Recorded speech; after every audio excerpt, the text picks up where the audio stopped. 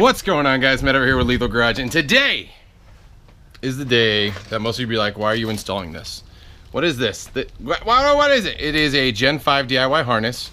So as you guys know, I've been going down the path of the little things, the little tiny things that I want to work on, and just to make the car look how I want it to look. And one of those things is the lower eyebrow on your headlight. Now, if you guys aren't familiar with it, it's this right here, this eyebrow. It dims in the day, and then also if you turn your blinker on, it completely turns off. Now, this harness fixes that, makes it bright, and makes it so it never turns off no matter what. So today, I'm installing this harness on my car in hopes to eliminate that. So I will say, in full disclosure, I now work for Gen5DIY. I got this harness before I started working for Gen5DIY. Asked them for the product, said I would do an install and do a video for it. But as you guys know, recently changed careers, but Gen5DIY is my employer, so technically I'm now hawking my own goods that I sell. So there you go, full transparency. That being stated, again, I got this before I started working there. I wanted it on my car. It was just one of those things that you have to fully remove your bumper to put this on. Yeah, no, you have to remove it. So there's a few things you got to do. I'm going to walk you through that process. I'm going to skip removing the whole bumper because I've already done that. If you guys want to see that video, it's in the upper right hand corner. Just hit that little eye icon. And then I'm just going to throw this out there as well. If you guys enjoyed the content or the channel, hit that subscribe button, support the channel. Tons of guides, overviews, news, everything about Camaro. It's all happening here. So let's get into this install. Okay, for this install, you need to remove your front bumper. If you, again, you want to see that video, it's in the upper right hand corner. It's pretty easy. You don't have to take your wheels off to make it happen. It's about, what, 12, 30, 40, 50, 60, 70, 18, 19, 20, about 25 bolts, and it all comes off. Maybe a little more, about 30. That being stated, you pull your front bumper off. See, mine's sitting right over here, right there. There, you have to remove your headlights. Now, your headlights are installed with 4 different bolts. There's a bolt here. There's a bolt here, there's a bolt right here, and there's a bolt right under here. So those are the 4 bolts that hold your headlight in place. That being stated, I do have these cover plates on my car, so there's a bolt under here that you need to remove so you can lift this metal piece right here, because your headlight has a little tab on it that sits in this square hole. I never knew what that was for, but now I know what it is. This is just another safety tab for your headlight, or a positioning tab, and you have to lift this up so it can clear, so you can pull your headlight out. So there's a bolt literally right here that you have to loosen. You don't have to take it all the way out. In my case, I have these plate covers on here, so I actually Maple Fed loosened this bolt for me because he's here hanging out at the garage, and we're able to pull it right out. But yeah, you got to do that on both, so let's go ahead and remove those bolts and get that headlight out. So first, just remove the 4 bolts. These are a 7mm bolt, or actually I'm using a 9/32 bit here.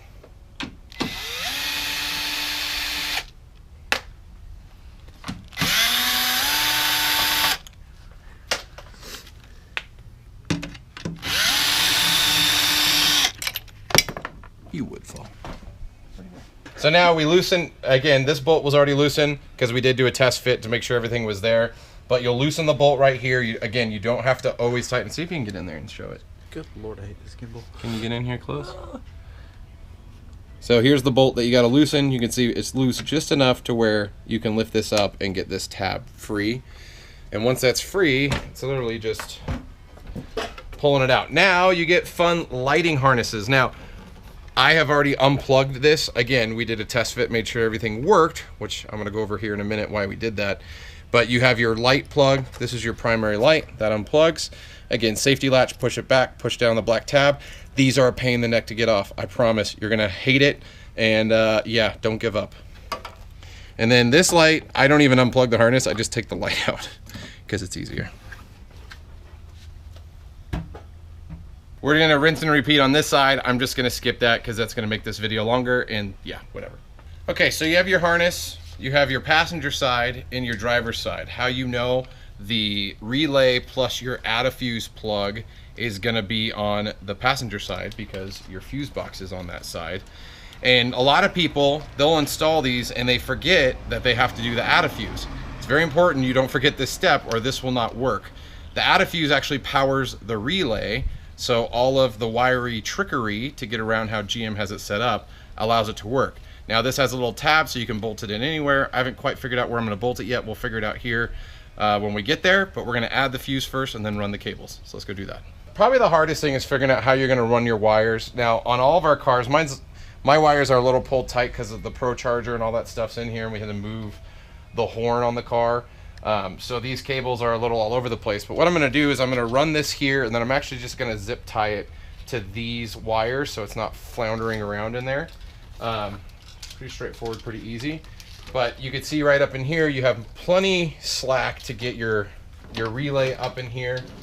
Again, I'm not going to be placing my relay all the way up here. I'm going to mount it to where you can't see it, and then we got to get into the fuse box, and this is where I'm going to show you exactly what fuse to plug it into. Here, let's get in here on this fuse box action. So if you're not familiar with your fuse box, the map for everything is printed on the lid on the inside. And what we're going to be going for is the F50 fuse. That is a 10 amp, or is it amp or volt? I never forget. I remember. Pretty sure it's amp. So I'm going to pull the 10 out. So this is your F50. It's in between the two 15s. Pull that out, and the way an added fuse works is, yes, there's a fuse here. This fuse is controlling the relay. This fuse is controlling what was in the slot initially. So the fuse that we pulled out, we put into the added fuse, and then the added fuse goes right back in there. That's all you have to do. And as you can tell, I already have some wiring done. This is powering a few things. We added a big fuse up top to power all the things that we needed. This was powering my QTP setup, it's powering my line lock, and it's powering my black view setup. So, but this one we're adding, I'll probably end up pulling this out and soldering it all into this line. So I only have one, actually I have three. I didn't even notice that one there. I got three added fuses. There's so many added fuses, whatever. Down in here, you can see I have quite a few harnesses. So right here, this is the QTP wireless controller. I have some of the other controllers for my, God, what is it called? In my exhaust, my wideband, there you go.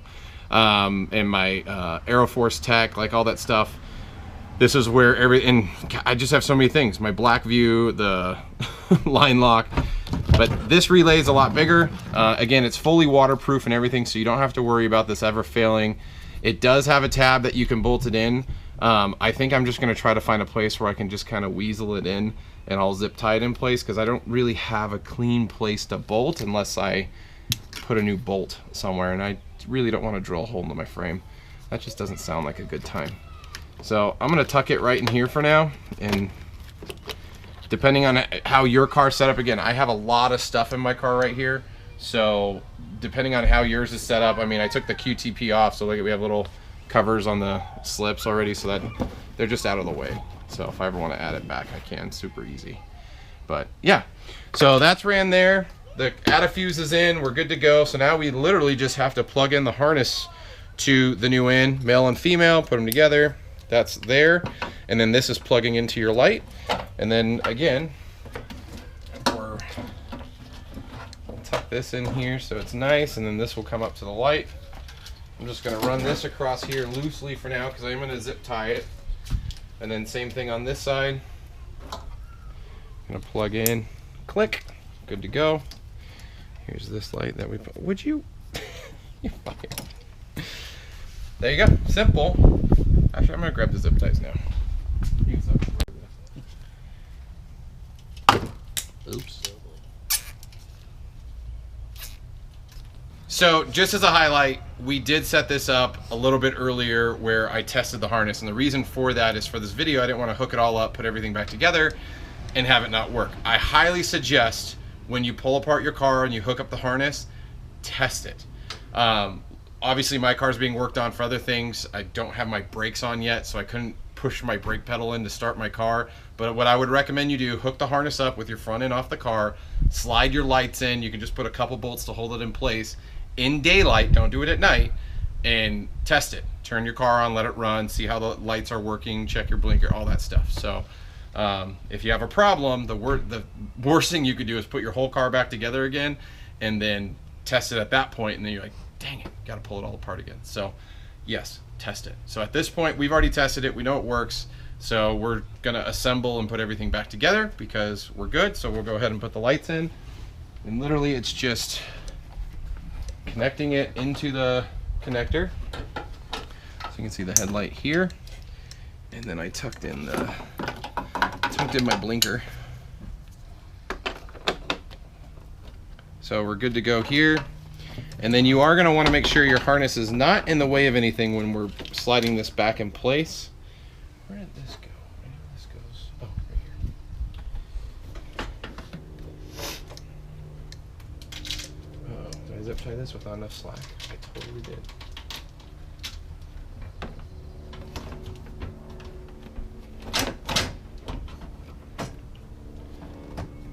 There we go.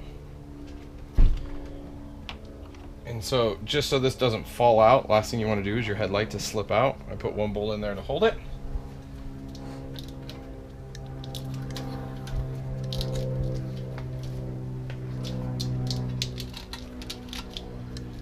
So I zip tied these and tied them tight before I put this in, and I realized I didn't have enough slack over there, so you see me just pulling a little extra slack through, but that's good.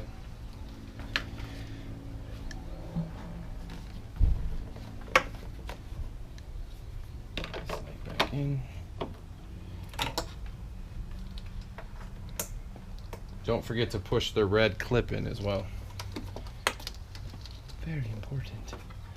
Importante.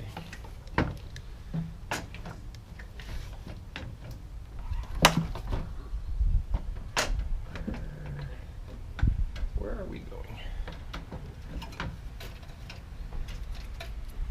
Oh, it's my fun Pro Charger.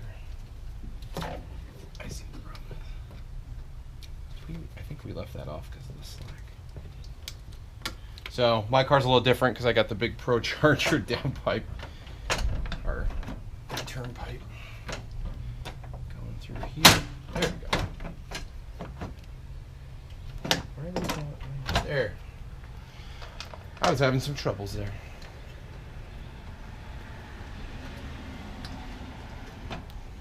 Okay, so now we're gonna put the bolts in. All right.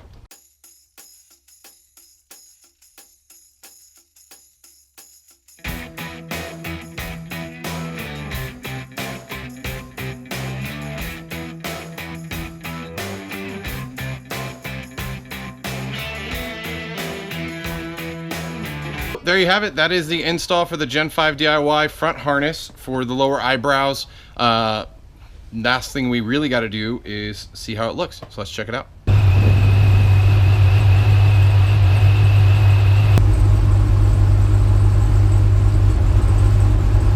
It really seemed like a funny fix, but here on a stock SS, blinker on, the eyebrow shuts off, right? With the harness in place, blinker on, eyebrow stays on. So this harness allows the eyebrow to stay on no matter what. And I may or may not have forgotten to plug in my harness when I put my bumper on because my lower LEDs and all the other lower stuff is not working. I need to check that. There you have it. That's the full install. If you guys enjoyed it or are interested in this product, details are down below in the description. It's over at Gen5DIY. They offer all sorts of harnesses for the car. You know, I have the reverse light harness. I have this harness and my radar detector harness.